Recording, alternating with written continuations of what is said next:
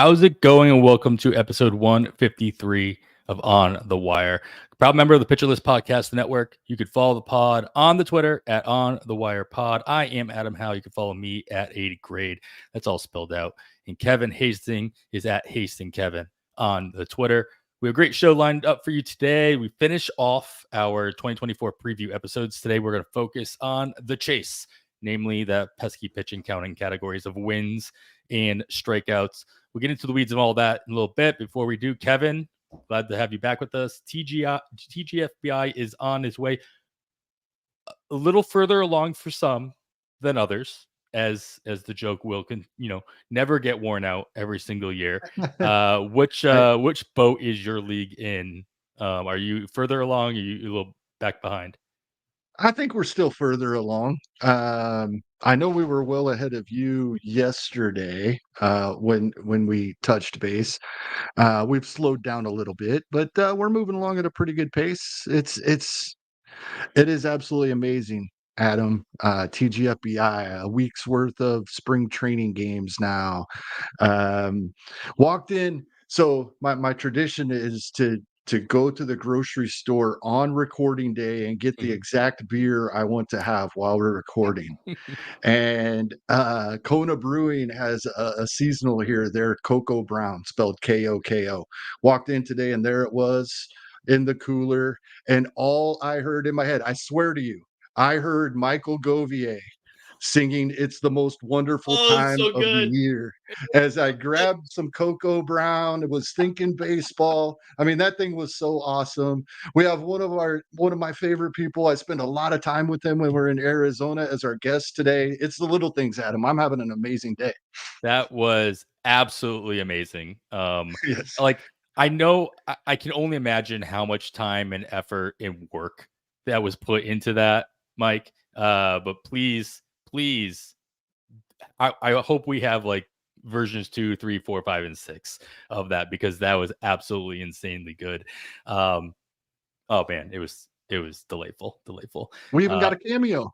Yeah, we did. We got a little flash cameo. That was pretty cool. I mean, that was pretty cool, because Yeah. there were some good names, good resources out there, and it was nice to be included in that. So, Mike, thanks for that. And my Palazzo podcast draft. This is what I was going to say about like the slow draft thing. If that is a problem for you, first and foremost, you know what you're getting yourself into. You know it can happen. It will happen. If you have that much of an issue with it, just join another draft. Right. So, I mean, I tend to be in at least one other draft during TGFBI, just so I can draft a little bit more often. But yeah, I'm liking how it's turning out so far. It's also nice that my other draft is in round like 40 compared to round 13. So I'm making very, very different picks for obvious reasons. It's also kind of crazy that it just so happens to be specifically TGFBI drafts where the Michael Garcia love is coming to light, right? Because I had just looked at his ADP recently, like over the past month, over the past couple of weeks, in a couple of different formats in all of the Earth leagues, and his min pick was still after 190. Now we're seeing 170s. And we were talking yesterday about sweating picks in the 180s. And Ryan Bloomfield on Bubba and the Bloom last night said I sniped him when I took him at 189. So he's moving up. Yeah, I grabbed him it was my last pick made in, because we're in the 13th round right now at 186. Yeah, we were messaging back and forth when we were respectively in that round.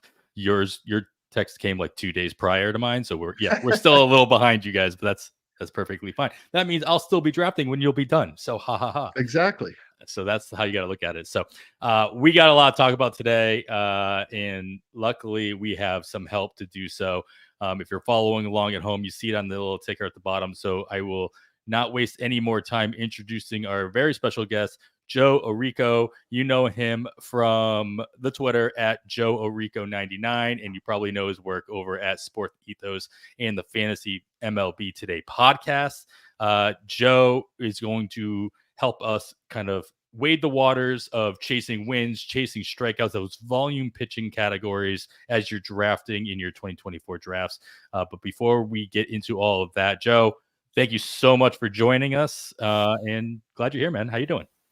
It's always great to talk with you guys. I'll come on as often as you'll have me. It's always great to see you. Kevin and I have spent a lot of time together in Arizona.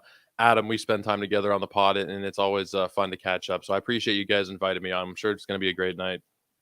Yeah, I mean, I was pumped that you were able to make this work. I know this probably wasn't the most ideal time for you, so I really appreciate you like being flexible and coming on because we're talking pitching, and I know that you put a lot of time and a lot of effort into your pitching rankings, and then obviously it goes a lot further than just wins and Ks. That is what we're going to focus on today, of course. But your rankings obviously go a lot deeper than that. And you got a lot going on over at Sport Ethos. We were talking a little bit before we started recording, but why don't you kind of give our listeners a kind of insight into what's going on over there? You have a spare half hour because there's a lot going on. We just launched our draft guide earlier this week, and there are already about 20 articles in there, both Nice. redraft and dynasty content. I got to shout out our dynasty guy, Anthony Cates, who had just put so much, I think it was about 50,000 words worth of dynasty write-ups across all different positions. He did so much for us. We got rankings, projections. We have strategy pieces, sleepers and busts. We're writing up drafts. So there's a lot of great stuff in the draft guide on the written side. And then also, we just announced today that we have our draft tracker officially launched. And that will be, I shouldn't say officially launched. It'll be, by the time you guys hear this, actually, it probably will be on the podcast side Sunday, Monday. That will be when you will be able to start using using our technology for your own drafts. So essentially, you'll have this sheet open on the side, this Excel sheet open, and you will load the players that are drafted in your draft, and it'll tell you where you're lacking, where you need to be targeting in terms of categories. And the really fun part about this whole process is that these are powered by Ariel Cohen's ATC projections. We've been working this out behind the scenes with Ariel for a few weeks now, and we're really excited because obviously those are battle tested every year as the most accurate projections. So you can use those to help you in your drafts. You can set it up for 15-team leagues, 10-team leagues, whether it's a main event or a free home league. We think we can help you across a lot of different formats. So definitely be checking all that out at sportsethos.com, guys. Yeah, and you have your own listener leagues starting up as well over on Fantrax, if I'm not believe. I saw that tweet earlier today. Yeah, we're going to be doing some listener leagues as well, and we're running a little promotions. If you enter into our listener leagues over on Fantrax, you'll get a bit of a discount on our draft guide, and you can reach out to me personally, and I'll let you guys know about those specials. But yeah, a lot of fun this time of year, man, between listener leagues, and I'm in your listener league as well. Actually, Yep. That was the first draft I did this year, and just so many subsequent drafts. It's the most wonderful time of the year, as Govier so beautifully put it earlier.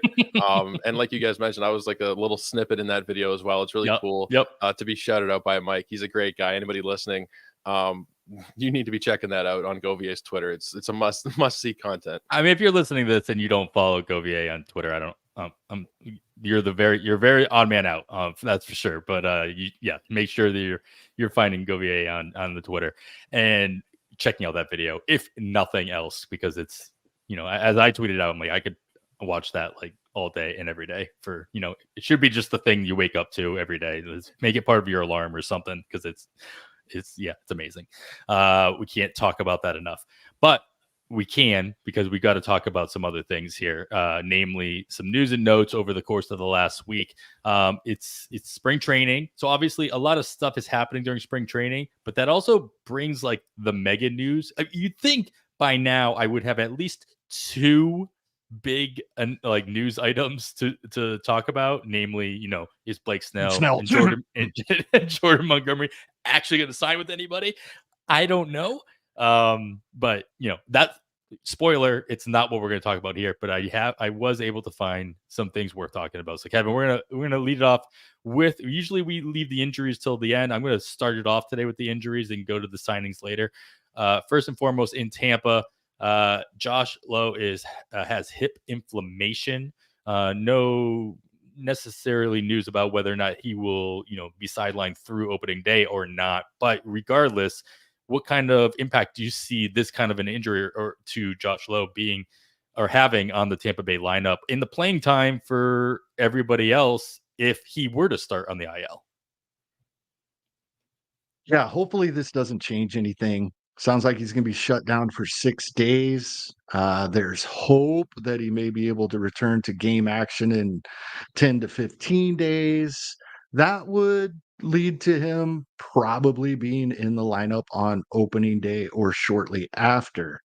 However, this doesn't sound good to me. The way they're kind of tiptoeing around these timelines and talking about we'll see how things look after the 6 days. We're hopeful maybe game action in 10 to 15. I'm not a doctor, but hip inflammation just does not sound good to me for a baseball swing.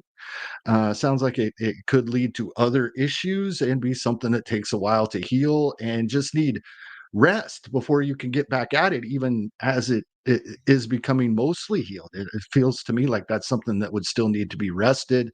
So I'm really leery here. And I think we've talked about Harold Ramirez this offseason. We talked about Johnny LaDuca, and some of these guys I think probably are going to get a little bump at least early in the season, because I do expect him to miss some time early. Hopefully, we see him in April. I am not optimistic for the notes that are saying that there is a possibility we see him opening day. I'm not very optimistic about that. Yeah. And I know we see a lot of news about inflammation in general. The start of spring training is, players are warming up and getting back into it. And obviously, their bodies are, all making the adjustments accordingly. And it doesn't always turn into something big.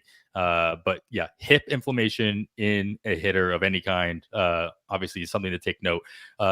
Talking about players who get injured or injuries in general, I'm going to give a shout out to one of the more recent On the Corner episodes where we took the interview that Nick did with Jeff Lyman, MD, and they talk about a whole bunch of injury prone players or injuries that have happened to players over the course of the last couple months. And so make sure you give that a listen. He gives a lot of really good expert analysis on injuries, especially baseball related ones. So check that out on the Corner podcast feed. Joe, we got Josh Lowe is going at an ADP in the month of February across all NFBC leagues. So yes, there's some different leagues in there, but in general, just over the last month, he's got an ADP of 72. Does this kind of an injury, are you willing to take the discount and buy low, or is this something that you really got to get a decent discount to be considering him with this news?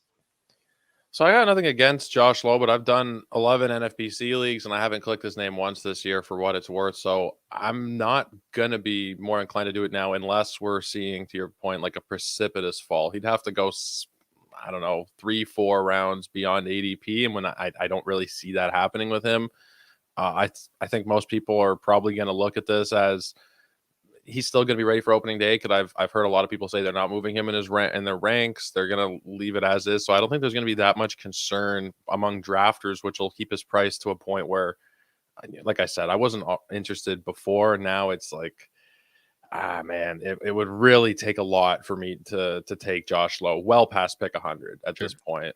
Nowhere inside the top 100 for sure. Yeah, it's an interesting situation, because if you had told me I just haven't quite pulled the trigger on him, then this might be that opportunity, or it kind of pushes him back 10 picks around, whatever. And then all of a sudden he's a little bit more interesting to you. But if you're just completely out already, yeah, I don't think that this kind of news is going to push him back far enough for you to make that kind of commitment. Joe, moving. Yeah, one more quick thing on Josh Lowe. I think I'm the same as Joe. I haven't drafted him anywhere. I don't think it's as much my opinion in him as where he goes in drafts. That's typically where I'm looking: closer, starting pitcher, catcher, right? And specifically when he's going there towards the end of the fifth round in 15-team leagues. So, but we're talking about a guy that's projected for 20 home runs, 30 stolen bases with close to 300 batting average in 135 games. If he drops out of that area of the draft, and I'm optimistic that things are going well, we start hearing about him taking batting practice and things, and he has dropped a couple of rounds out of that area, then I might become interested here. Fair enough. All right, Joe, I got to ask. I mean, the first question I'm going to ask you has to do with pitching, obviously. And this is more of me telling on myself than anything else. Can you please tell me who Andrew Wantz is and why I should care that he's moving into the Washington rotation? You're muted, Joe. Whoop, there we go. Professional podcaster over here. Andrew wants. So, is he with the Angels or is he with the Nationals? Because that's something that I was kind of not 100% sure about. Because I saw a couple different things about that. So I'm not. I thought he was with the Angels, but just regardless of where he is, I don't have that much interest in him.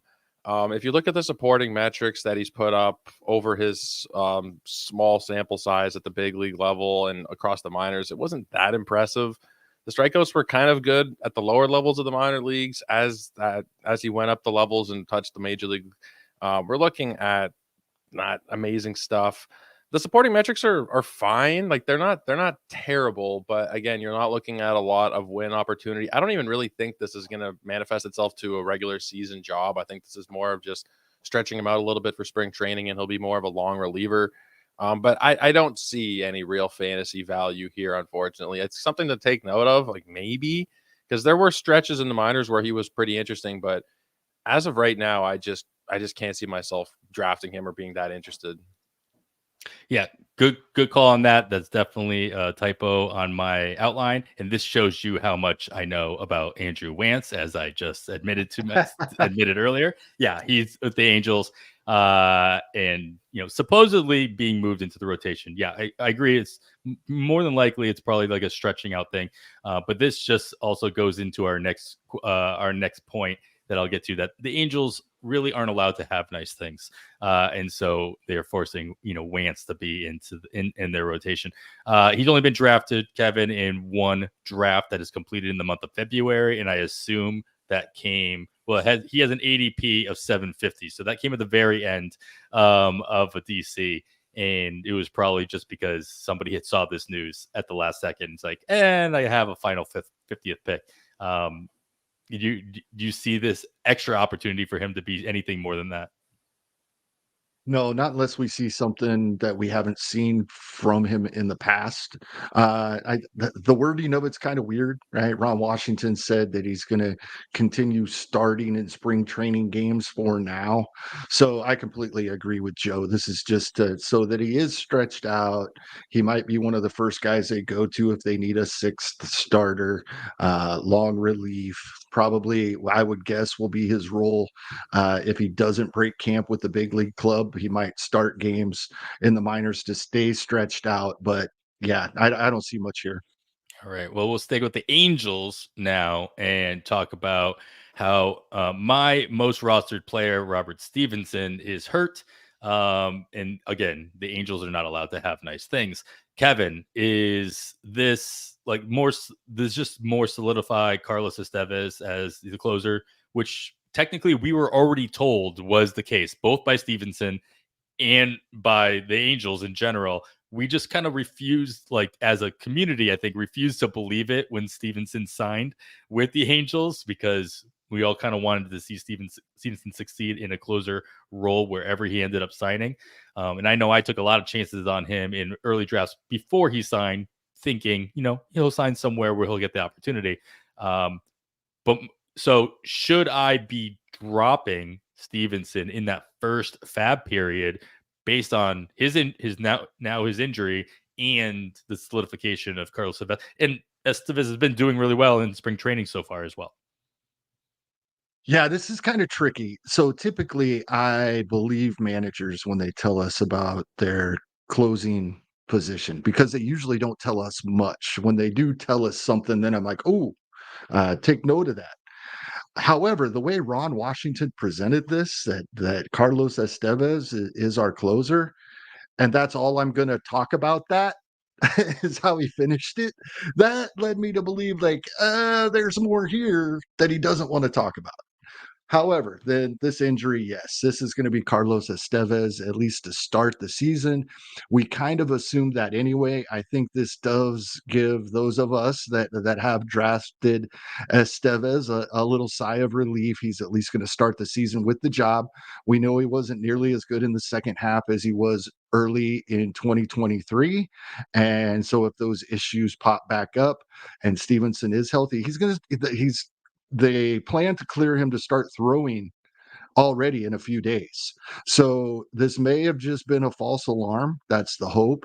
Uh, First fab run for most leagues would be about 3 weeks away. So hopefully we know more before you have to make that decision.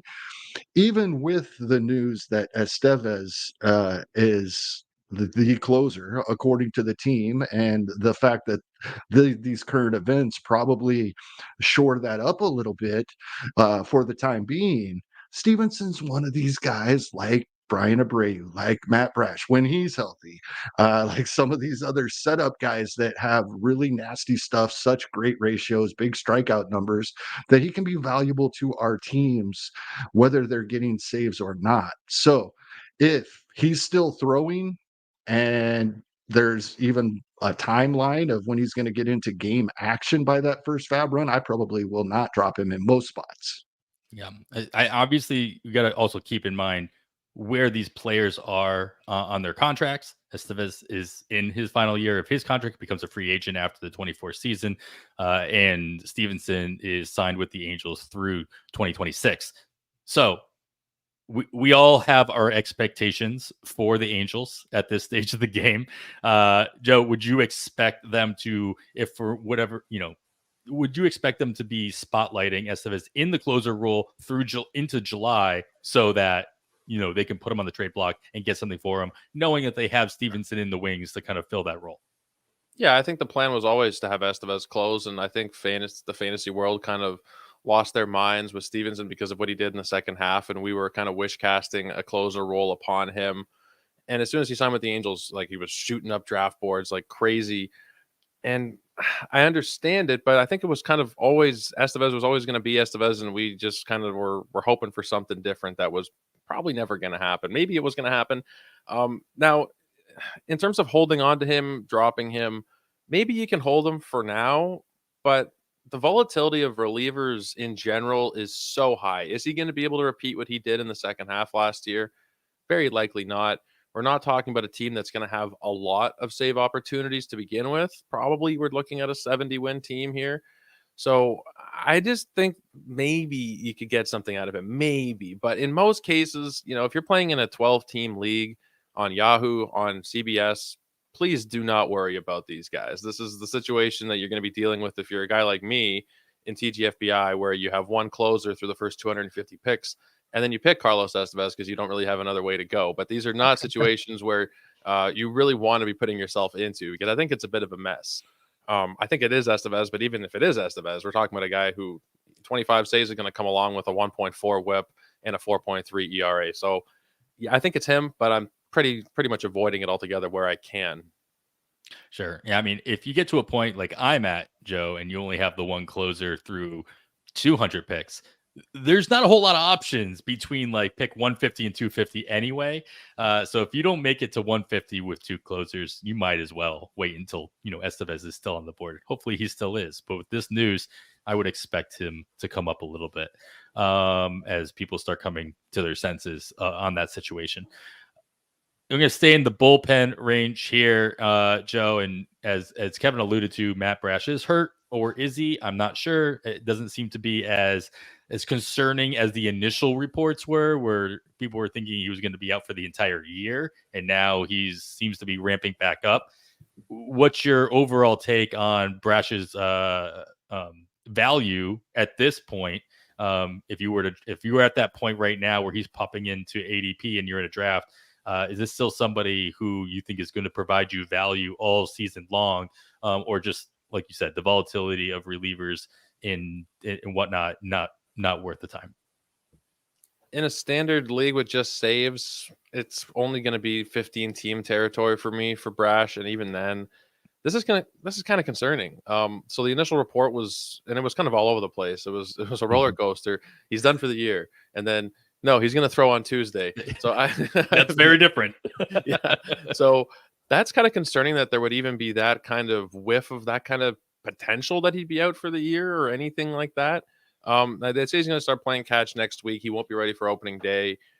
It's a positive development for sure, but I think that this is a situation where I think it's better to just stay away. We're not talking about somebody who is going to be a high ROI guy for fantasy, unless something happens to Andres Munoz, knock on wood. Brash is kind of a save plus hold league guy or a deep league target, but I think in most cases, again, most fantasy players can be avoiding him. It was a nice thought earlier on in the draft season that you can kind of roster him. He's going to give you a lot of strikeouts, especially in those save plus hold leagues. He'll give you the odd win, and he can kind of carry you some weeks where you don't want to stream a pitcher. But I think that situation just became a lot riskier with this whole situation. Like, he might be back on Tuesday, he might be fine, but do I really want to start stockpiling injuries for relief pitchers before the season even starts? I think it's just a little bit too risky for me right now. Yeah, fair enough.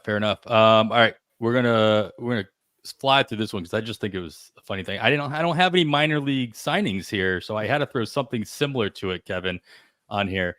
Sam Hilliard, he rejoins the Rockies. My question is he now old enough to play for Colorado? Will they actually play him? Yeah, that's the funny thing, right? Because that's what they'll do to us, right? Yeah, we think, It was oh, a long time. and Sam Yeah. Hilliard, and this is what the Rockies did to us. Sam Hilliard's 30 years old now. That's what the Rockies did.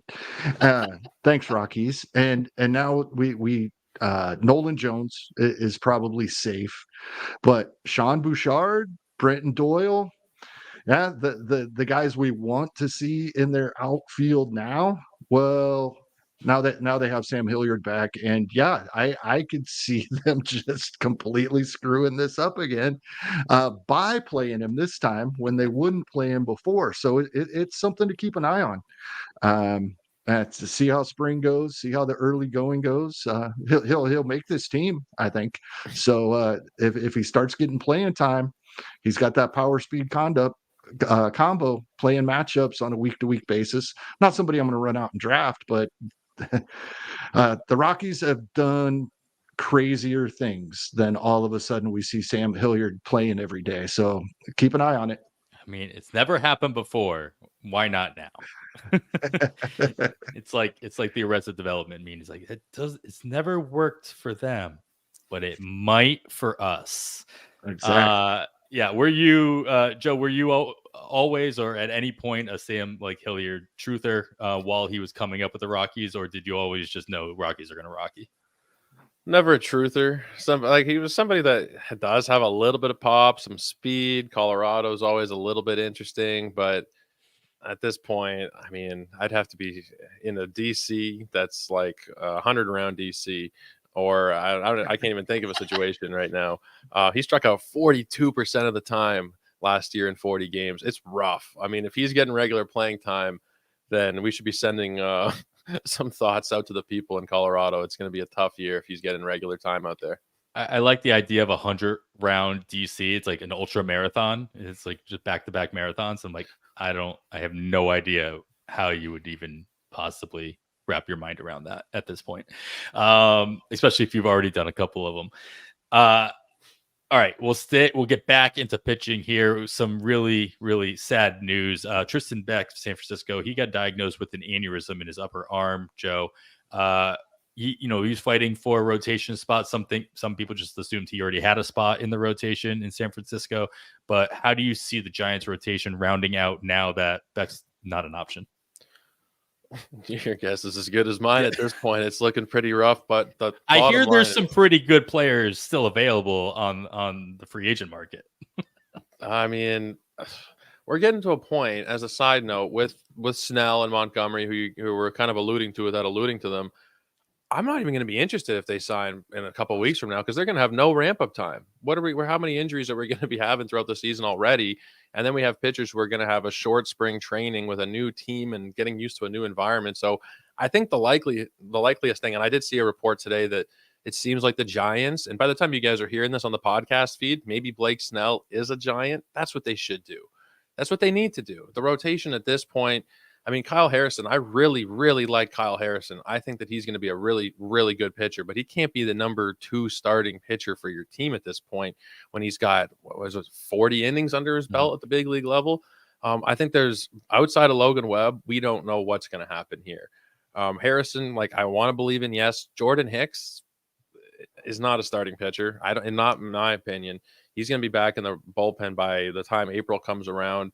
I like Keaton Wynn, but this team is in desperate need of a free agent signing or a trade of some kind, because they know they're not going to be terribly competitive, but this is really bad stuff.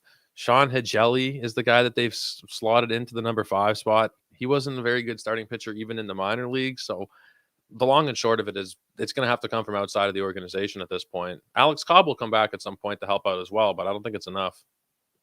Yeah, and of course they have Robbie Ray waiting in the wings for the end. Yeah. So I know, Kevin will be, on the wire really quickly when he becomes closer and closer to becoming available. I almost drafted him in a DC. Almost. Kevin, I'm disappointed. Yeah, I mean, what odds would you put on if you had to put odds on that the Giants are signing one of these, at least, one of these 2 pitchers we keep talking about, Montgomery or Snell, specifically based on this news and just the fact that they've got nothing else going on?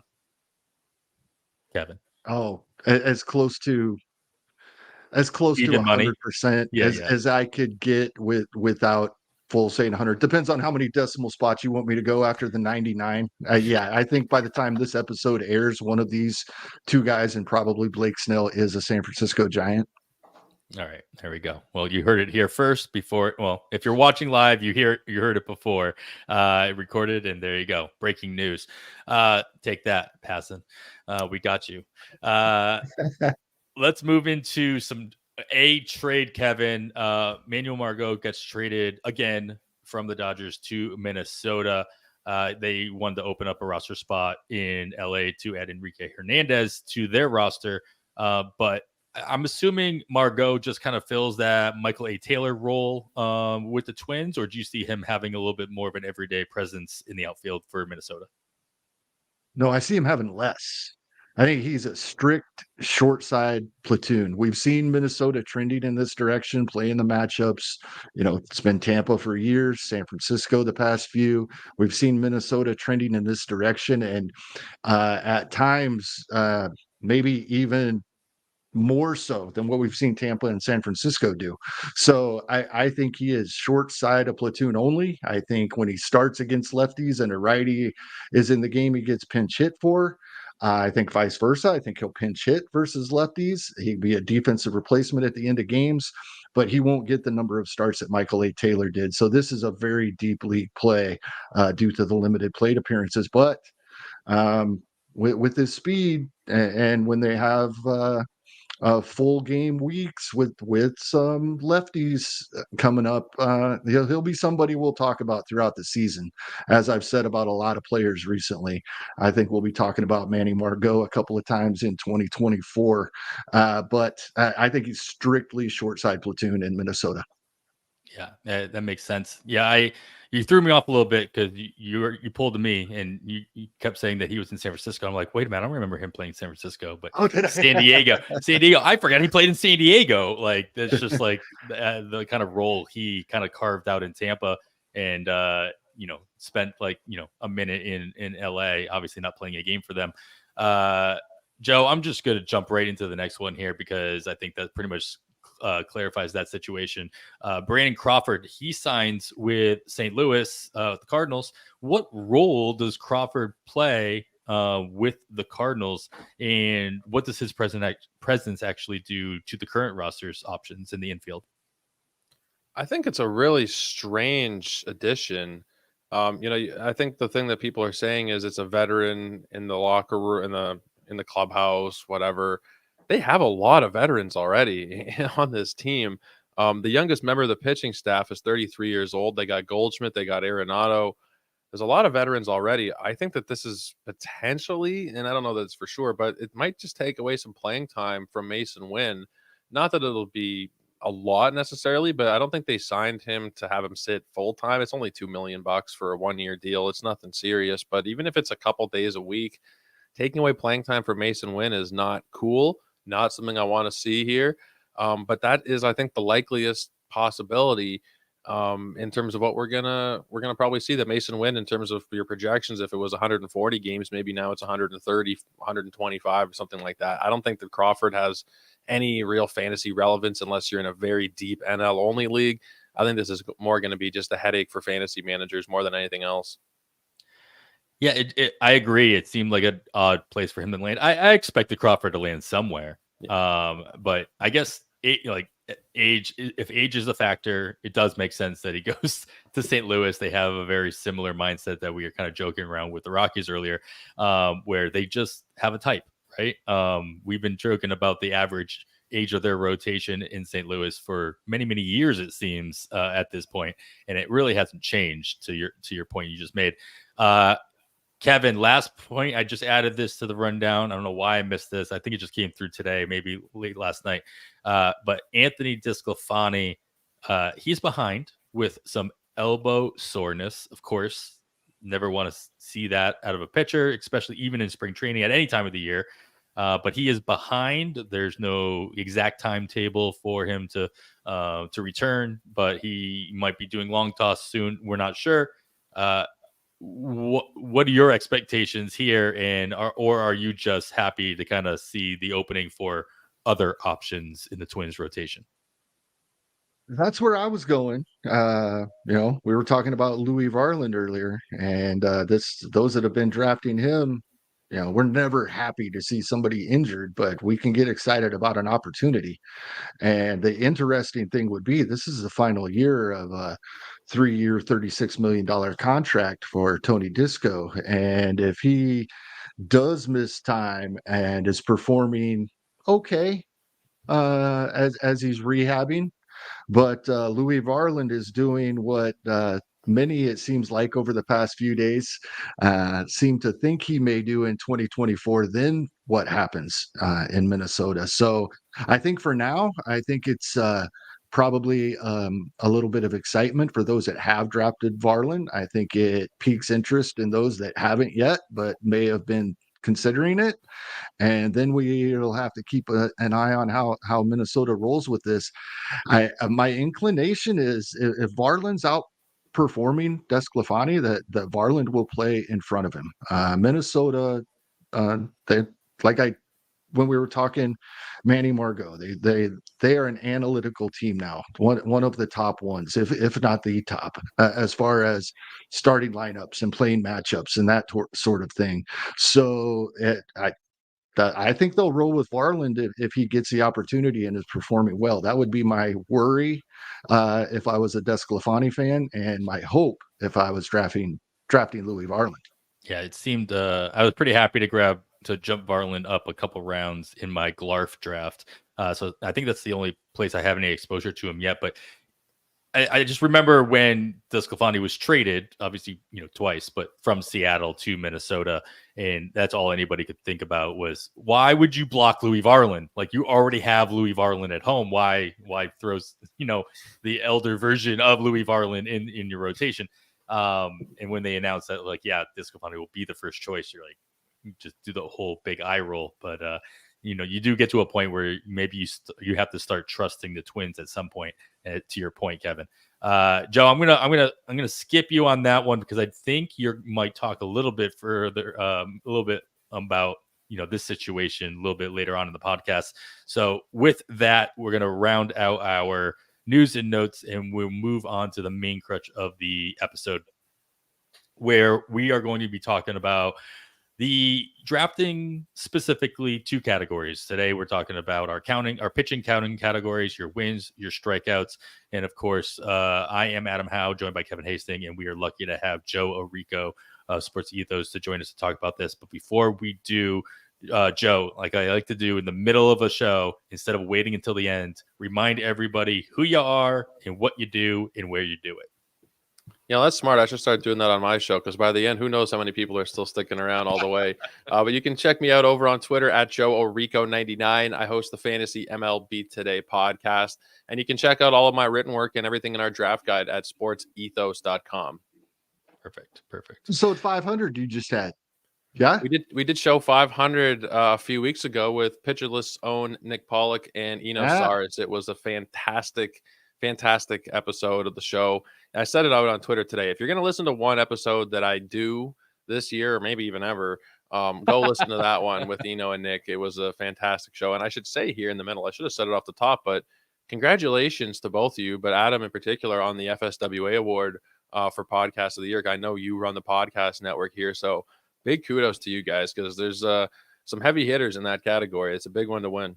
That was, and Nick said this on the last on the corner as well. Like, that was a very surprising one. Unfortunately, I wasn't able to kind of pay attention to it happening live, and I went back into our Discord, and Nick had tagged me, and he's like, "You should be listening to Sirius right now," and that was like 2.5 hours prior. And I'm like, "Oh man!" So I finally got to that. But I mean, we're extremely lucky that, you got to remember, and Nick said this on the corner, not that we cheat, that's what he said, but I won't say that, but we do have like 13 14 shows that all feed into the same feed, so we have a lot of great talent that are putting out really quality stuff on the regular, not even once a day, but usually it's like 2 or 3 times a day in season. So I want to give a shout out to every single creator, every single host that we have, that we're lucky enough to work with on the podcast. So thank you for that shout out, Joe. But yeah, by all means, this is not like, I put it in my Twitter bio, sure, but like everybody should, honestly. Kevin, you should be adding that to your Twitter bio if that's your thing. But yeah, we have a lot of people. Chasing wins, it's going in there. There you go. All right, well, let's talk about some chasing wins. Kevin, I'll let you lead it off here. Let's start with wins, as we are drafting for these counting categories on the pitching side. Going into 2024 drafts, have you been thinking about wins differently than you were in 2023 from your recollection, or is it just the same old strategy? Like, it's just wins are what they are, and you got to figure it out. I wouldn't say differently than 2023. I think we knew a year ago that the environment was what it was going to be and what it has been, and so I think it's more trying to improve upon what I was already trying to do in 2023, which is, in terms of volume, really paying attention to, this isn't always the case, but when it comes down and guys are close, which one's on the team that's going to win more games, right? No, they're all Rob Silver did an amazing presentation on this 2 years ago in Arizona, and then wrote an article about it for this year's FTN fantasy guide, I believe. And there's certain things that you can look for, right? Innings per start, right? You can't get a win as a starter if you don't go 5 innings. It's not possible. So, we want a guy averaging the innings per start. Good team was one of the biggest ones that he listed. And when we start looking at players or pitchers, starting pitchers with double-digit wins, right, these are the things that they have in common. Good teams, innings pitched per outing, these types of things. So what I'm trying to do, not necessarily taking my first couple of starters earlier in drafts, but definitely the next few. In general, improving the quality of the starting pitching I'm drafting guys that pitch more innings per start, drafting guys on better teams in general when they're close. I'm not going to use those for a mediocre pitcher versus an all-star, but those are the types of things I'm looking for. And so in general, I've kind of moved up my my pitching draft positions overall, not necessarily at the top. In TGFBI, I did take Spencer Strider in the first round. That's my first share, and I believe that's the first time this season I took a starting pitcher in the first round. Maybe there was one other time, but I think that was the first time. But overall, I'm moving the entire pitching pool up a little bit. Yeah, that tends to happen in general, right? Especially in NFBC drafts. As March moves along, we start seeing, especially in like the main events that all happen at the end of the month, pitching just moves up as a whole. And so that's not too surprising. If you can take advantage of that early when pitching hasn't quite moved up in general, you can have the pick of the litter, like the pick that you actually want, instead of just saying, "Hey, I'm going to take a pitcher." No, I'm going to take the pitcher I want. In the first or second or third rounds, for that matter. Joe, when you are pitching, or when you're drafting pitchers, think again, I'm sticking with wins as a category specifically here. How much are you weighing the possibility of wins as like a tiebreaker between two or three guys? Like, how important is it for them to be on a quote winning team versus a not so, a team you don't think is going to win a lot of games? If the team's not going to win a lot of games, typically, no matter how good the pitcher is, they're also not going to win a lot of games. Maybe it's not even the team. Maybe it's their bullpen behind them that can't hold on to a lead. So again, doesn't matter how good that pitcher is. If they're not going to hold on to that lead and then not be able to get that win, how much is that weighing on your strategy when you've got two or three pitchers, you're going to pick a pitcher, but the wins put a factor. How big of a factor? I think they play a pretty big factor. You guys put it, perfectly. Kevin, referencing what Rob Silver said in Arizona a couple years ago and then wrote about this year. It's really important to target the guys who are on the good teams. I know it sounds like it's the most surface level analysis that you could possibly imagine, but it's true. The pitchers who pitch on the good teams are going to get the wins, and the volume guys are going to get more of them. It's just one of those things. Like, the guys who get more strikeouts are better pitchers. It's like, yeah, no duh, but it's just the way that things work out. So TGFBI for me, I started off with Logan Webb. He was my first starting pitcher. He's not on a great team, but he's going to throw a lot of innings to the point where it kind of does offset that. So the team context is important, but I think the innings also really factor into it for me. Logan Webb and Max Fried were the first two pitchers I took in TGFBI. So I've got between them, there's more risk with Fried, but good team context. I think between them, you're looking at least 300 innings. So those two things are very, very important to me, and they are the tiebreakers. They're not necessarily, this guy pitches for the Astros and this guy pitches for any other team, so therefore I'm taking the Astros guy. There needs to be more to your analysis, but it does function as a really good tiebreaker. If you're very close on two guys, or you have them projected for the same ERA, the same WHIP, then that is a good way to differentiate between them, I think. I think, yeah, the innings plays a big role, and I think, Kevin, I'm going to echo what you said. It's not so much the innings that they get at the end of the year; it's the innings they get per start. So even if you have somebody like Max Fried, who you may be concerned that he doesn't end the year healthy, when he is healthy, more than likely they're not babying him, per start or per game. They're still going to let him go 5, 6, 7, 7 innings, unless he gets hurt in that start. Right. So that per inning basis plays a big role. Now, if you have somebody a little bit younger, or somebody you're just worried about injuries, and the team is worried about injuries, and they're going to kind of let them start, but you don't expect them to be going, a full 5 innings, but you don't, but and they're doing that. The team's doing that in such a way where maybe they still start all year. Maybe they make 30 plus starts in that manner, and they still rack up 140, 150 innings in that way. Great. That's a lot of innings. But if it's, 150 innings over the course of 30, 32 starts, more than likely they're not walking themselves into opportunities where they're going to walk away with the win based on the innings per start too. So I think that situation is worth echoing. But let's talk about the other elephant in the room here, and that's strikeouts. I think, personally, strikeouts is when people say they're trying to stream, they are chasing wins, but ultimately they're also volume their way into the strikeout category as well, at the risk of ratios, at the risk, of hurting other categories. Sure, but we talk about like every episode, Kevin. We talk about who are the 2-star pitchers that we're going to be. There are a plethora of articles across different platforms talking about who the 2-star pitchers are, because we want to volume our way into those counting categories, namely strikeouts. So how important is it to get that volume with your first couple draft picks, so that you may be able to not stream as often, thus not hurting those ratios in the process. And I know you talked about this when we did our ratios. It's like, yeah, sure, you can stream somebody and they can give you a 7.2 ERA and you'll take that all day. I counter. I'm like, I'll take that one day. I'm not going to take that every day. But at the same time, I get what you're saying.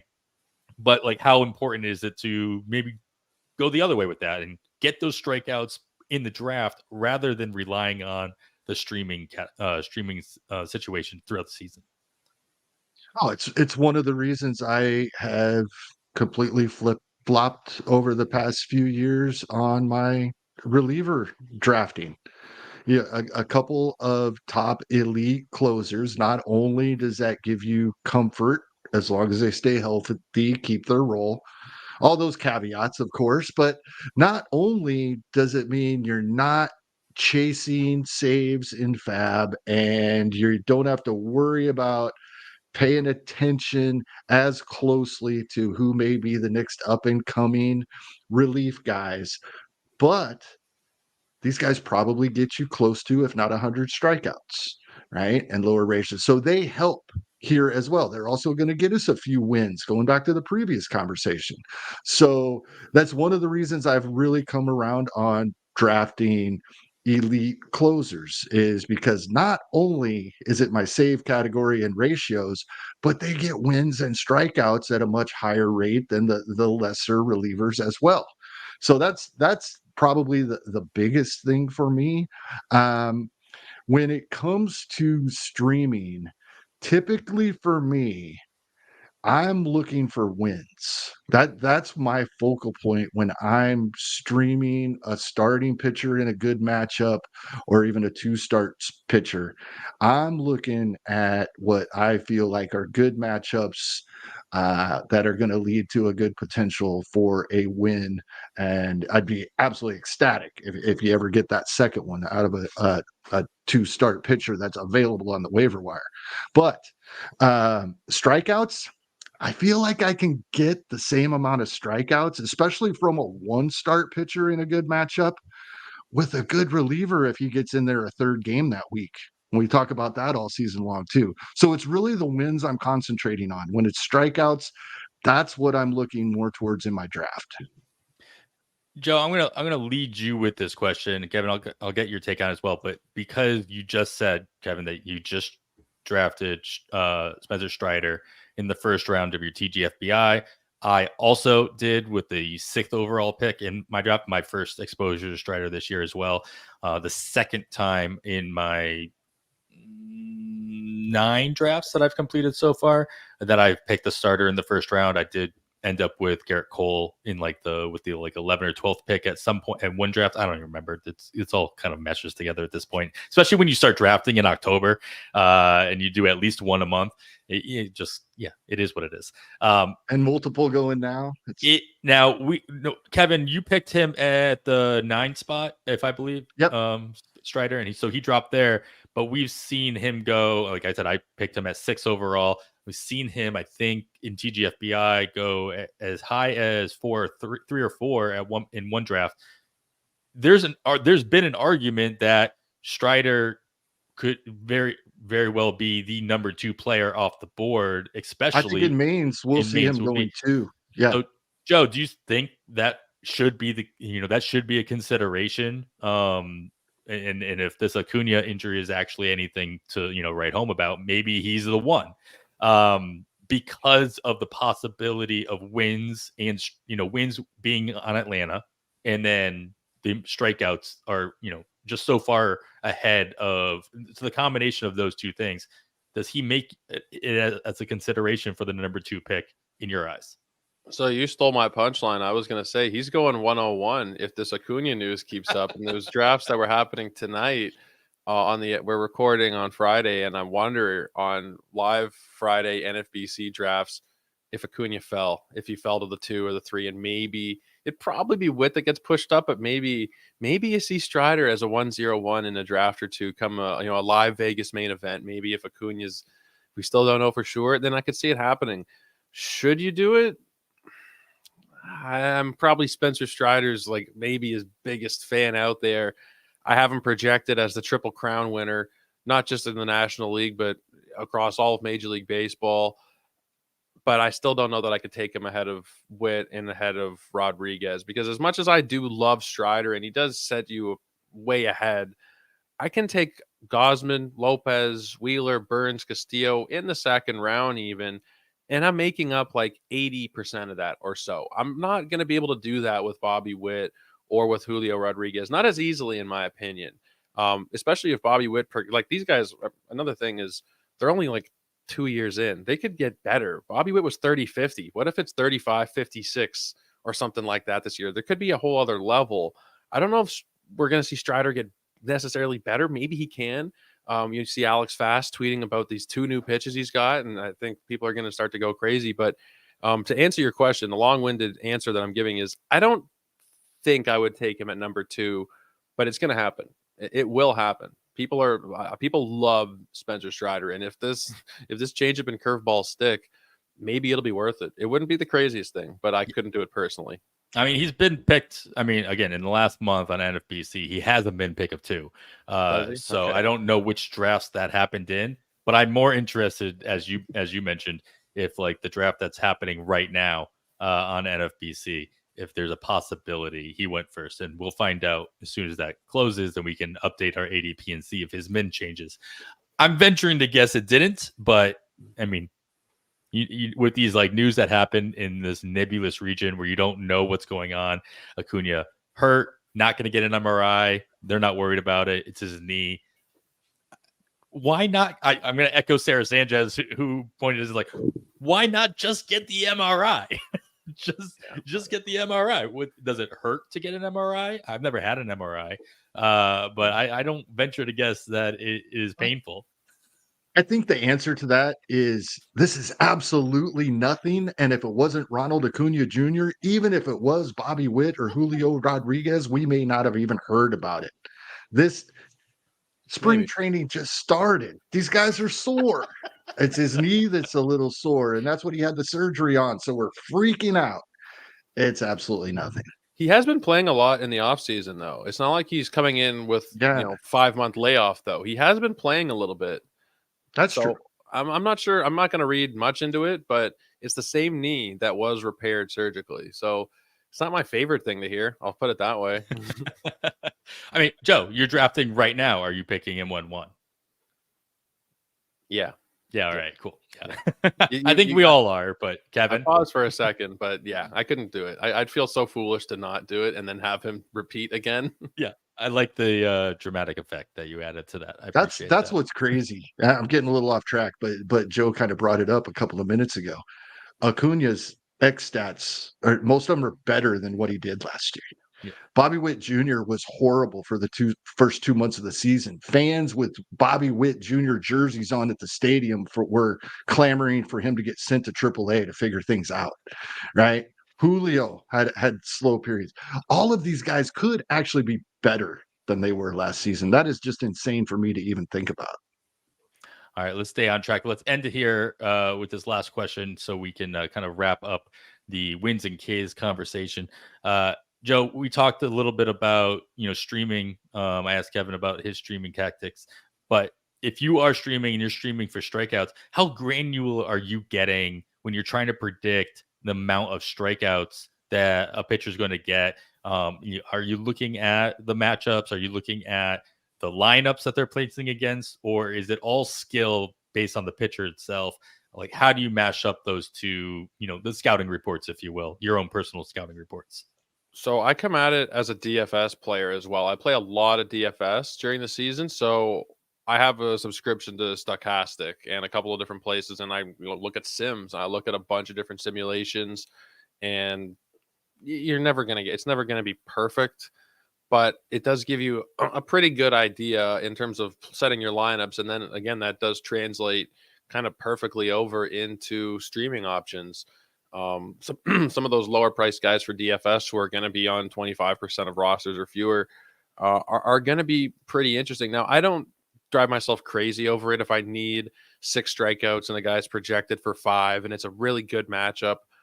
I'm not going to, set a hard line that I'm not going to pick him up and vice versa. Like I'm not relying 100% on projections ever. There's always going to be a gut feel. It's why even in my own projections, I have certain players ranked a little bit higher than another player, but their projections are actually a little bit worse, and that's just the gut feel part of it. So I'll see somebody projected for 7Ks.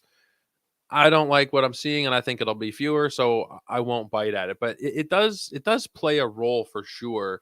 I like Kevin mentioned it earlier. A big part of streaming for me is the opponent, is the matchup, because the win the win is almost always the thing that we're going to go to first. But maybe we should start to look at everything a little bit more, because I think we automatically see a team is going into Oakland, pitcher's an automatic stream. Maybe there should be a little bit more to that. To your point, you got me kind of thinking there, because we just automatically say everybody pitching in Oakland is a stream. Maybe we should dig a little bit deeper there, because I know that I've been guilty of that. That leads to another question. I appreciate the fact that you're taking this from a DFS standpoint, and I totally get how that translates, especially into Fab and as you're streaming your pitchers. Kevin, what other tools are you using that you might recommend, especially when you are looking at pitching on a weekly Fab basis?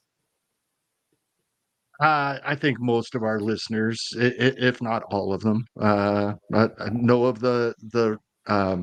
Oh goodness! Now I'm drawing a blank. Rasball Player Rater. I think most everybody at least knows of that. It's a great option. Yeah, I'm more interested in the opponent. And what I am going to do, not plan to do, not hope to do, I am going to do this. I'm talking it into existence. Going deeper into this season. It's not okay. The Rockies are on the road and they're bad, so I'm gonna send Jose Quintana out there against him. I'm gonna look at how they perform against the types of pitches he typically throws. Not just, I think a lot of us go to handedness in this situation, and then that's about it. The Giants aren't good at home versus lefties. That's kind of where it stops for a lot of us. But there's so much more, the repertoire of the pitcher and how the lineup in general of the opponent typically performs against those types of pitches and that type of thing. I think that can be very valuable. I think there are people doing it, and I think the people doing it are very successful. So it's time to add that to our game.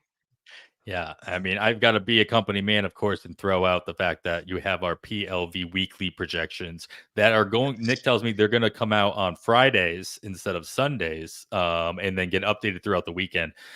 So you best believe that we will be using that tool in prep for our pod, as well as we typically record on Saturday nights in season. But yeah, I mean, that PLV was built to take into account not only the pitches that are thrown, but also the opponent and how they take into account those pitches and how they perform against those pitches in a general basis. So I definitely can't shout that out enough as Of a course, there's tool. the ballpark, right? We always talk about Sure. that, and like Eno's been talking a lot recently about there actually being ballpark factors actually having a big effect on strikeouts for hitters and therefore the pitcher. So certain ballparks are better strikeout ballparks. I'm sure it has to do with the batter's eye and their view and that type of thing. But there's so much we can add to this analysis, and I am going to add as much of it as I can this season. Something I didn't put on here, but it just came to my mind. I'm gonna ask both of you guys. Joe, I'll start with you. We see offense, we see offense in general kind of take a spike in the summertime, obviously, warmer weather across the country, balls flying a little bit more, not so much at the beginning of the season in most stadiums, especially those stadiums on the northern half of the country. How much weight should we put into streaming and kind of bulking up our pitching stats in April rather than waiting until August and September to make up ground, knowing that there might be more plentiful options, on the wire and what have you. Have you given that any thought? I think it's something that we talk about every year, and is a very smart idea that we should be implementing more. And then the season starts, and we throw our plans out the window, and somebody gets called up in the first week, and it's $600 bids, and we're just kind of freehanding it for the rest of the season after that. So I think it makes a lot of sense, and it's something that I'm gonna try it and do. But if the first few weeks of the season, let's say Holiday, Langford don't start the year with their clubs and those guys get called up and we're spending a lot of money, it changes your whole plan for the year.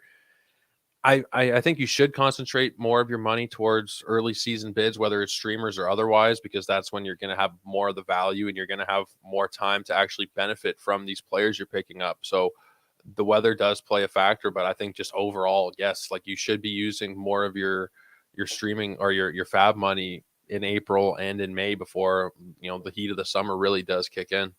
Yeah, and Kevin, I mean, also something to consider is the fact that, especially in the first 2-3, maybe 2 or 3 weeks in April, pitchers aren't. They say they're ramped up and ready to go for opening day, but they're not at mid-season form. So these starters aren't going deep into games. They're not always going 5 innings, 6 innings, and getting that volume. So is there any aspect of that factor, or does that factor into your decision making when it comes again to streaming or to putting in more relievers into your early lineups rather than those mid-tier starters? Yeah, absolutely. And just to touch on the time of year really quick, when that type of thing, the Chicago Cubs always come to mind for me. Right? Early in the year, it seems like the wind's blowing in at Wrigley. And I think most of us have the perception of Wrigley being a great hitter's park when the wind's blowing out.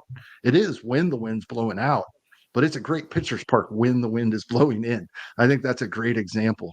But yeah, I agree with everything Joe said. And I when it comes to the streaming for strikeouts. Like I said, typically that's going to be a high leverage reliever for me. But there are starters, and it. I hate to say it's a case by case basis because we can say that about anything because it is true of anything. But it really depends on how are my ratios already doing for my team as a whole? Can I take a hit if he does get blown up? These types of things. The rest of my own fantasy roster affects this too, and then the players and who else is available that week. There's so much that goes into this that I try. I just got done telling you I'm going to do more analysis for these situations in 2024 than I've done in the past. At the same time, I am going to do that. But at the same time, we want to keep our process as simple as possible as well. We don't want to start looking at so many things that we forget to look at, oh, this is actually Spencer Strider starting today, right? That extreme example that we're not going to ever come across, but there's some things that are simple and we just don't want to forget to take a look at as well. It's also to do with your comfort level. Are you going to sit down and watch every game that all of your starters pitch this week and sweat out every inning they're throwing? If you are one of those fantasy players, streaming pitchers probably isn't for you. You'll have all gray hair and then no hair by the end of the season, and maybe that's been my problem. But yeah, there's just so much that goes into this, and there's so many different things to take a look at. But at the same time, don't forget to, in general, we're using these as tiebreakers or as streamers throughout the year. In general, we're going to play the guy we think's a better pitcher usually, but then we start breaking all these other things down. Yeah, and it's if nothing else, it's just a fun process. It's just to kind of That's why dive we do into it. this. Yeah, that's right. That's true. All right, well, let's talk about some specific players now, guys, that we tend to do this with these episodes. We're looking at players that can help in these categories at the end of your drafts, and of course, we focus this at the end of a 12-team draft. This is your typical 30-round 12-team draft. So I formatted this a little differently than we have done, where you guys just get to pick players willy-nilly or do a straight ask game. I molded the two together in this format. So we are going to play ask, but I'm going to allow you to choose the players rather than give you set players. I did put some parameters for each category. So as a reminder, ask stands for avoid, stream, keep. Each one of you is going to pick a pitcher. Again, we're keeping wins and strikeouts in mind with these pitchers specifically. We're not worried about ratios in this experiment or this exercise. Just wins and just strikeouts. So you got to pick the guy that you're going to avoid. This avoid player we'll get to in a little bit. They had to have had an ADP in online championships so far this year between 250 and 350. So probably not the final round. But they're going a little higher. Basically, these are guys you think are going a little higher. You're not really into them. You have to avoid them. AKA, you can't draft them. You couldn't pick them up all season if they became available. And they had to have been drafted in 100% of online championships thus far. Your stream, your S in this, these are players that you can stream. You can pick up at the end of your draft with the expectation they might not be on your roster in a couple weeks. You might stream them again off the wire later on, et cetera, et cetera. Your rules on that is that player has to have an ADP post 325 in online championships and drafted in less than 75% of your OCs. So these guys are going to be readily available at the very end of your 12-team drafts. And then your keeps, which is what we're going to start here with. The rules for this one is that they must have an ADP post 300. It doesn't matter how many of these drafts they've been drafted in, but their ADP has to have been post 300 in the online championships. Kevin, I'm going to have you start us off here. Again, this is your keep of your three that you get to choose. ADP post 300. Who you got? Yeah, I think I am covering the couple of things I talked about earlier with John Gray. Good team, good lineup, going to win a lot of games. Typically pitches at least fairly deep into games. Goes to the 5 to 6. He doesn't go a lot deeper than that typically, but he does average well over 5 innings per start. And his performance, while I think some probably found 2023 disappointing. I know all those years in Colorado, we just dreamed about how awesome John Gray will be when he gets out of Colorado, and that hasn't happened. But he has been really good, and he only had 9 wins last season, and that's what he's projected for this season. He had 29 starts. I would expect that to hit double digits if he gets to that number of starts again. ERA a little over 4. We saw him have kind of an up and down season. We've also seen him perform better than that in the past. It was kind of a down season. His xERA and FIP were both much better in 21 and 22 than 23. I see him bouncing back a little bit, and projections seem to agree a little bit, except in ERA. They're giving him right about a strikeout an inning. Love that for a guy we're getting post 300 in drafts. We'll take that every day. Good team, so we should get some wins there. The projection systems aren't really big on his ratios, however, with the ERA well over 4 and approaching that 1.3 range for WHIP. Those are a bit concerning. I like John Gray. I think he's going to give us double-digit wins. I think he's going to give us a strikeout per inning, and I think he can get back to that 21 and 22, performing a little bit better in the ratio categories as well. For a guy I'm drafting after pick 300, I'm willing to take that chance. If the ratios start blowing me up earlier in the year, I'll have to cut bait. You can't though, because this is your keep. So them the rules, Kevin. I don't have to start him. You do. It's a gladiator. Come on, you know the rules. I've drafted John Gray in Gladiator. I only did one Gladiator this season. I'm not sure if I got him or not. I might have. I would draft him in a Gladiator. There we go. There we go. Coals to the fire, feet to the fire, if you will.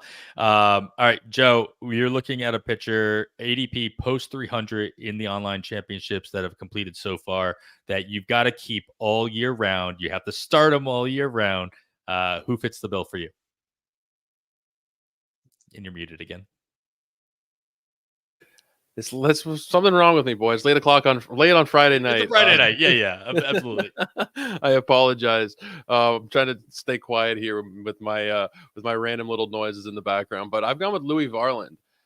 You politely avoided talking about him earlier because we're going to get into him here. So this whole Anthony DeSclafani thing was really weird. You guys mentioned it. Why did they feel the need to bring him in and then give him this rotation spot? Like I don't understand it. They had Louis Varland, and Louis Varland was really good as a hybrid reliever and starter last year.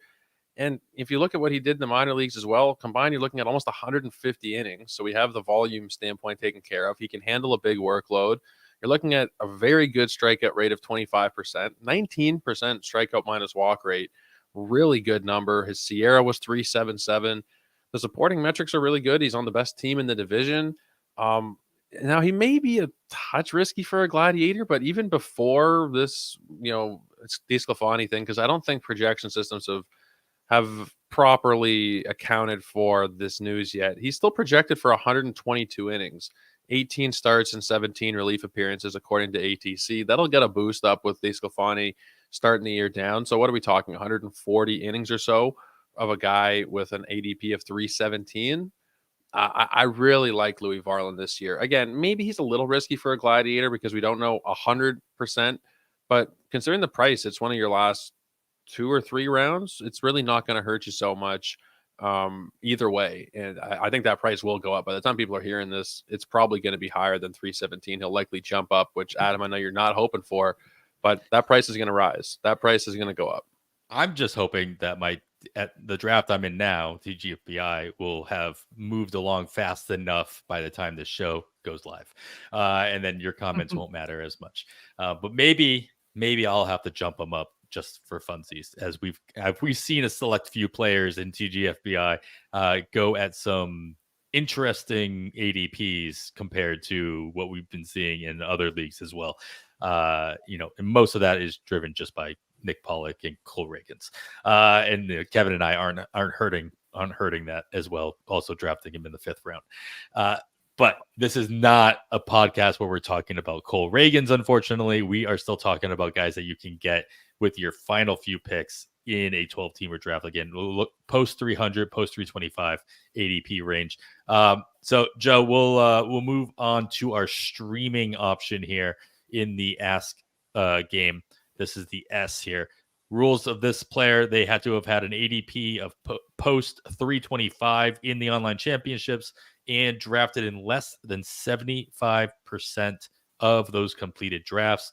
This is a guy you can pick with your last couple, 1 or 2 picks in a draft, and then maybe you don't expect to keep him on your roster. Maybe they sit and maybe become a team streamer. Regardless, this is a guy that's going to be in and out of your lineup, whether you're spending fab on him or they are a team streamer. You have a little bit more flexibility here. Who you got? So I went with Aaron Ashby. He's been taken, and I narrowed it down to February online championships. He's been taken in 17 out of 41. So he's not somebody that's even being drafted all over the place. And I understand why. He didn't pitch at all last year, but he's healthy now. I don't know that he's guaranteed a rotation spot necessarily, but I think it does make sense considering what the Brewers are dealing with. He's not currently listed on roster resource if you do look at the rotation. Hard to see him not getting a shot, though, considering the talent level there. I know the results. If you just look at ERA for his career, it's 4.47, but it's a 3.24 xFIP. You're looking at a 27% strikeout rate. There's some really nice stuff below the surface there. And I think considering the specifications that I don't have to keep him on my roster all year, use a last round pick, last 2 rounds, there will be weeks, assuming he's healthy, which might be a big assumption, where he'll be a great streamer who is going to be somebody that will be able to give you strikeouts. Wins are always a little tricky, but in the right matchup, considering he's in, I don't know, are they one of the better teams in the division anymore? Middle of the pack team in the division. I think that you'll be able to get a good combination of strikeouts and wins from Aaron Ashby in the right circumstances. And of course, assuming health, which not a guaranteed thing at this point. Man, I mean, Kevin, you know my thoughts on Ashby in general. I don't have a whole lot of exposure to him this year. I have grabbed him in a couple of, our listener leagues because of the fab aspect, because, I feel like you're going to know where he sits on opening day, right? You're going to know what his role is going to be. You're going to know if he's healthy. You're going to know. So you can make that decision, based on what you actually do know right away. With that being said, I'm just if the Brewers don't need to give him a starting spot, if they can just give him a follower spot and he can go 3 innings, like, he doesn't even need to go 4. If Aaron Ashby can go 3 innings coming in the second or third inning, like, he can get wins and he can get just as many strikeouts, knowing that he's going to be taken out in three innings that he would if he was starting a 6-inning game. And he had to stretch himself out a little bit more. That's my ideal scenario for Aaron Ashby. I don't know that the Brewers are going to do that with him, but to your point, Joe, I don't think he's guaranteed a starting spot in the rotation by any stretch of the imagination right now. But we'll see. Kevin, I don't think your boy Wade Miley is going to necessarily be ready as well. I think he hit some roadblocks or some speed bumps along the way as well. Something we didn't talk about in the news section, but something to monitor for sure. Kevin, streamer in this category, play by the rules. Who you got?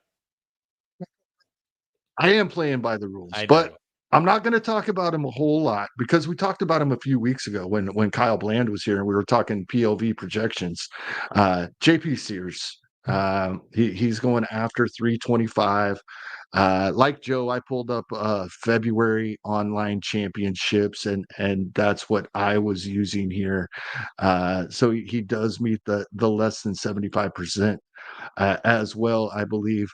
But the thing about JP Sears, I think most people are in agreement on what they expect him personally to do or close to it. We're all looking at projections. Most of us are looking at many of the same projections, and but we're talking wins. And on Oakland, how many wins is he going to get? Well, PLV projections, and they've had an update since we talked about him with Kyle Bland since he joined us, and but that still the same for JP Sears, still ranked in about the same spot according to the projections, and still projected for 12 wins. I still have a bit of an issue with that. However, the projection systems on Fangraphs all have him for 8 to 9, right? They all have him just under double digits. All I want to see is him get to that double digits. There were less than 60 pitchers in all of baseball last year that got to double digit wins. If you're getting a guy this late that gets there with the ballparks for him, he's going to pitch some innings. The only box we're not checking here is the team context, the good team. But if he can overcome that and snag some wins and hit that double digits, then I'm game. One other guy I would like to bring up quickly, because we talked about JP Sears not too long ago. Frankie Montas, I believe, meets your qualifications for the game today. I, like everybody, a little leery of pitching in Great America's Small Park, but it's not like Coors Field where your pitches don't move. It's just a small ballpark. So we have seen pitchers have success pitching in Cincinnati as their home ballpark. And Frankie Montas, we don't take a whole lot into spring. we get more information now out of spring training games than we've ever got in the past. I still don't want to overreact to any of it, but him looking good in his outing, I believe it was on Thursday of this week as we're recording on Friday. Just he he looks perfectly healthy. That's what I took out of it, and for that reason, he's somebody I'm becoming more and more interested as spring moves along. Yeah, go back to JP Sears. I mean, go back to your earlier point, Kevin. The innings per start matter a lot as well to get to those double digit wins, right? Last year, going 172 in a third innings in 32 starts, that averages out to about 5 1/3. So you've got the ability on average to be going over the 5 inning mark. You'd like that to be a little higher, especially on a team like Oakland, who really didn't do anything to help their bullpen. Arguably lost their best bullpen piece to the retirement last year or in the offseason. So I saw your face, Joe, when it came to projecting out JP Sears' wins when Kevin was talking about it. How many wins you have him projected out to in your projections? Okay, I am no Kyle Bland. I'm going to go out there and say Kyle is so much smarter than I am. It is just like I can't even put into words how much smarter he is than I am. And his are all based on computer, they're computer-based projections. Mine are done by hand. His are done by modeling. Mine is simply done by looking at different pages on Pitcher List, at Fangraphs, Baseball Savant, and Baseball Reference, and the rest of it. I had him down for 6 wins. I have him for 6 wins over 154 innings with a 4.41 ERA, 126 WHIP. I might be selling him a little short with 6 wins, but how many wins is Oakland going to win? How many games is Oakland going to win? 50, 55? Maybe he can get to 10, 12. I mean, I was more conservative. Like doing projections, I tried to be more conservative for the first year because I've never done them. I didn't want to be projecting like Strider for 22 wins or things of that nature. But the guys I have for 12 wins are like Pablo Lopez, Burns, Castillo, Kirby, Eflin, Glass now, Nola. Like I was maybe a little too cautious, but for JP Sears to get to 12 wins, he'd have to pitch close to 200 innings, I feel like, and not miss a start. Like that is absolute best case scenario, I think. But again, like take Kyle's word over mine. Like 100 times out of 100, take Kyle's word over mine. It just seems like a really high number. I think that the only pushback I have is I can't imagine that Oakland won't just let him ride throughout the course of the season. Yeah. So at least matching his 172, the 170, 180 innings, I think is very much in the cards for JP Sears. And if he can do that over the course of 30 to 32 starts like he did last year and not, miss any time or what have you, he can at least put himself in the position to win. Now, how many of those games is Oakland going to hold on to the lead? How their bullpen, et cetera, all those other variables come into play. Something to consider for sure, unless you're just, betting on the first 5 innings of a game. And then, maybe you hedge your bet a little bit there. Let's get into the guys that we might be avoiding. Kevin, I'm going to let you lead us off here. Again, the rules here, this is your avoid. You cannot draft them. You cannot pick them up. In theory, you wouldn't even draft them in like a draft and hold where you can't actually make pickups. They had to have been between 250 and 350 in online championship ADPs, but they must have been drafted in 100% of all of those drafts. So regardless of what their ADP is, they had to have been drafted everywhere. So this guy is being drafted. Who are you not drafting? All right. So if using February's OC ADP, the 41 drafts, like Joe is, only 16 pitchers are available to choose from using those metrics. And there's the easy one for me that I could have thrown out there just because so many of us have the same question is like, is he really going to be a starter? Would be Jordan Hicks, but we've talked about that. A lot of people are talking about it. Actually, I heard once again, Sarah's talked recently about, he sees some things he's not so sure this isn't going to work. I'm like, maybe I need to take another look. Anytime talks good of a pitcher that I'm down on, I go take another look. But I'm going to go with Chris Paddock here.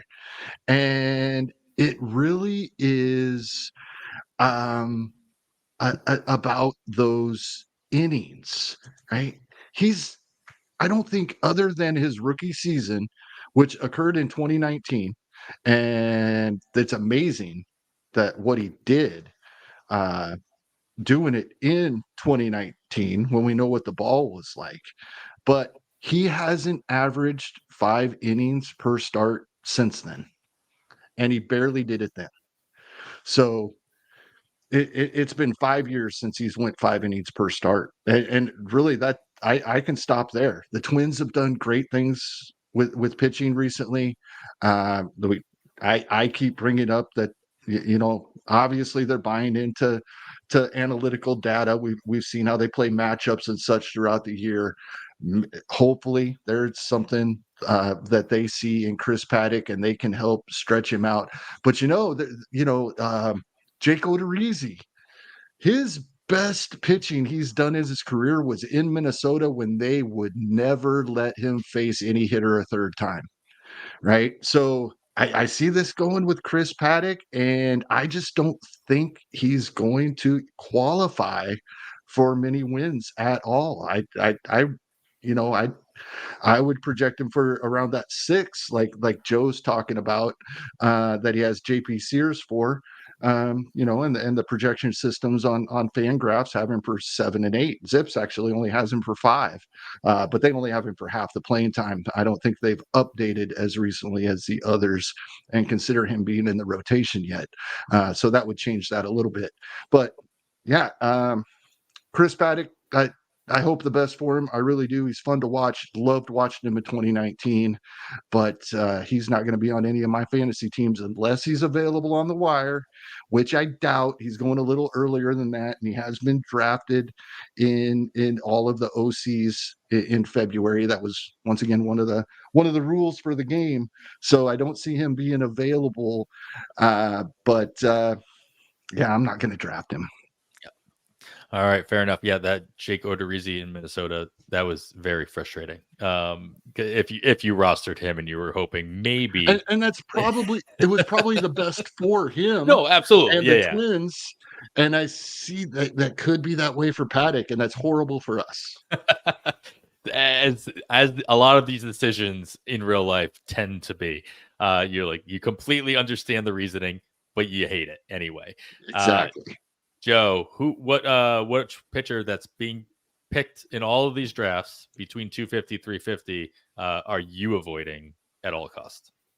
I couldn't believe that he was being taken, or that he had been taken in every single draft. But for me, it's Luis Severino. I just can't do it. 264 is where he's been going, between a range of 230 and 310. And he had a couple innings, scoreless innings today. People are already filling up my timeline. I was seeing it all morning about how he's back. Severino's back. It's going to be old Severino. Maybe it's going to be old Severino, but there's nothing in the numbers that suggests that. I mean, if we've looked at what he's done over the last several years, strikeout rates going down like drastically. He used to be 29, 30 plus percent strikeout rate guy who struck out less than 20% of batters this year. He was also somebody who, during his peak years of 17 and 18 with the Yankees, was a 6.5, 7% walk rate guy who is now above 8. I mean, if you look at the strikeout minus walk rate, it was 10.8%. The ERA was almost at 7. He's never healthy. I know people want to buy into the new situation and he'll be fixed all of a sudden, but there's nothing that really suggests that. And his prices, it's not like people are taking a last round DC pick on him. He's going in the 700s. He's going in the top 20 rounds of drafts. And for me, that's just egregiously too much. I wouldn't take him in the 30th round, let alone the 20th. So I'm way, way out on Luis Severino. I mean, this is a nice conversation because it's like these are the play. You see this conversation a lot in the first 5 rounds. It's like who's going too high for you to worry about. These are guys that are being drafted at a reasonable price, and you're still completely out on them.